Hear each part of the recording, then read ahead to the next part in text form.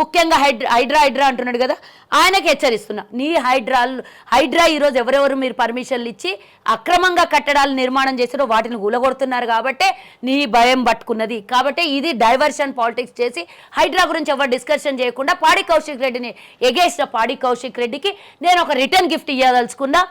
దయచేసి పాడి, ఇదిగో నువ్వు మమ్మల్ని అవమానపరిచినవు, మా మహిళా సమాజాన్ని అవమానపరిచినవు.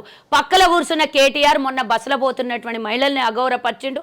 కానీ ఈరోజు గౌరవంగా తెలంగాణ తెలుగు బిడ్డల సాంప్రదాయం కొట్లాడి తెచ్చుకున్న తెలంగాణ ఉద్యమ పోరాటంలో ఎంతోమంది మహిళలు కూడా బలైపోయినటువంటి ఈ రాష్ట్రంలో ఎంతోమంది సాయుధ పోరాటం చేసి తెచ్చుకున్నటువంటి తెలంగాణలో మమ్మల్ని తక్కువ అంచనా వేసినావు కదా. కానీ నేను ఈ రోజు సుజాత గారు పాడి కౌశిక్ పార్టీ ఫిరాయింపులకు పాల్పడినటువంటి ఎమ్మెల్యేలు చీరాగాజులు ధరించాలంటూ మహిళల్ని అగౌరవపరచనున్నది మీరే. ఇప్పుడు మళ్ళీ పాడి కౌశిక్ ఇవ్వదలుచుకున్నారా? నేనేం చెప్పదలుచుకున్నాను, కానీ వచ్చేవి నవరాత్రులు, బతుకమ్మ వస్తుంది కదా. ఆయన భార్య కొంగు చాచి నా భర్తను బతికించండి, నా పసుపు కుంకల్ని బతికించండి అన్నది కదా.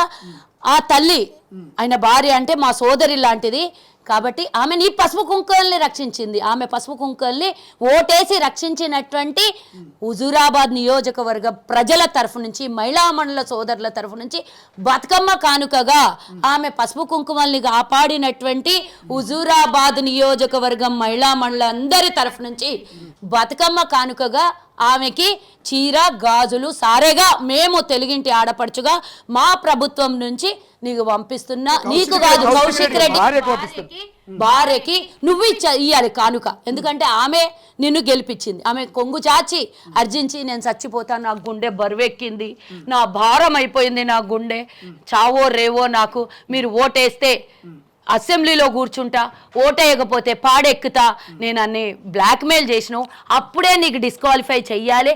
అయినా తెలుగు ప్రజలు, తెలంగాణ ప్రజలు అమాయకులు, మంచోలు, చాలా మంచోలు కాబట్టి వాళ్ళు నిన్ను గెలిపించిండ్రు. వాళ్ళందరి తరఫు నుంచి, మా కాంగ్రెస్ ప్రభుత్వం తరఫు నుంచి పాడి కౌశిక్ రెడ్డి భార్యకి నవరాత్రులు బతుకమ్మ సందర్భంగా గాజులు చీర పంపిస్తున్నా. ఇప్పుడైనా నీ భర్తకి బుద్ధి చెప్పు తల్లి. ఇప్పుడు ఆడపడుచుల మీద ఏడుపు కాదు. నువ్వు అడిగితే అక్కడ సమాజం ఓటేసింది, ఒక దిక్కు నీ బిడ్డ, ఒక దిక్కు నువ్వు కూర్చొని అడిగితే జాలితో ఓటేసినటువంటి హుజూరాబాద్ ప్రజలందరి తరఫు నుంచి నీకు కానుక ఇస్తున్నా, తీసుకో.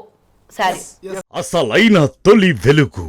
ఫాలో వాట్సాప్ @తొలి వెలుగు అఫీషియల్.